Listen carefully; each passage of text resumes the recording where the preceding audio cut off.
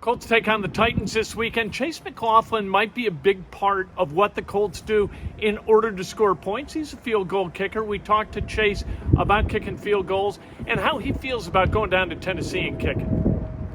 How hard is it being a kicker in the NFL? Like, as a chosen profession, how hard is it?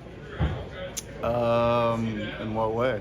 Well, like the jobs kind of come and go. You're as good as your last kick. You guys are judged from moment to moment in a way that I don't think anybody else in any profession is.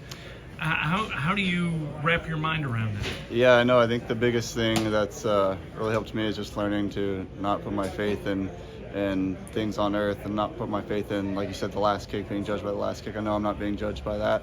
I'm being judged by God, and I'm performing for Him each and every day. So that doesn't define you as a human being. Absolutely. So you get out and you kick and you do your best, and Yep. and the result is what the result is. Absolutely. It's pretty black and white. And again, it's something that we've repped probably tens of thousands of times since we started kicking. So really, it's just a repetitive task.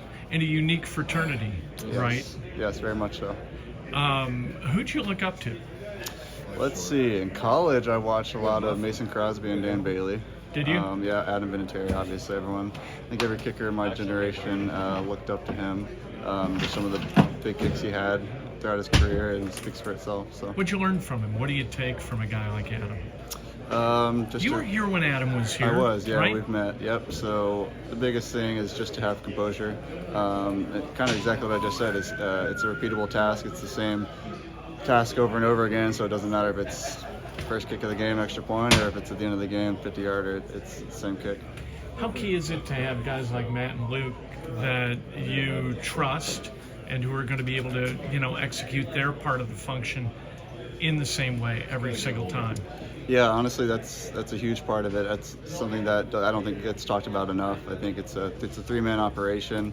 Obviously, the kicker gets a lot of the credit or the opposite of credit, but it is a three-man operation, and they deserve just as much credit as any kicker does. What stadium do you like to kick in? In the indoor stadium. Is there stadium. one anything indoors? Yeah. And outdoors, is there one you're like, hey, this is tough, or one that you enjoy?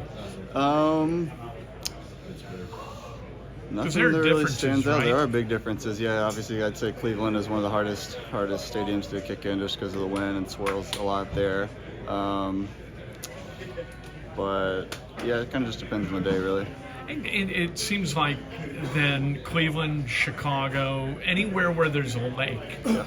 It would seem to be a little bit unpredictable, and the swirling. Definitely, yeah, it's been my experience for sure. How much do you have to get out in advance, like in a game in Nashville, get out and try to figure that stuff out? Yeah, so that's just kind of a part of the same routine that I try to keep every week, so it doesn't matter if we're playing in Cleveland or Nashville.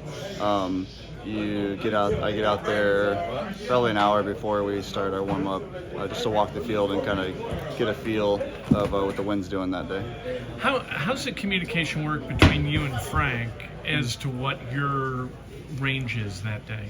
Yeah, so me and Bubba kind of decide that in pregame. We see what we're hitting that day, how we're feeling with the wind and the weather for that day, and then talk to him throughout the game. If the wind changes, give him an update, say plus or minus whatever we said initially, and then same thing at halftime. We get to go out there and warm up again, so we get to evaluate again. So if let's say your range is 58 that day, yeah, and you got a 61-yarder to win it, and he looks over and he's like, hey, can you muscle me another 3 yards? What do you do?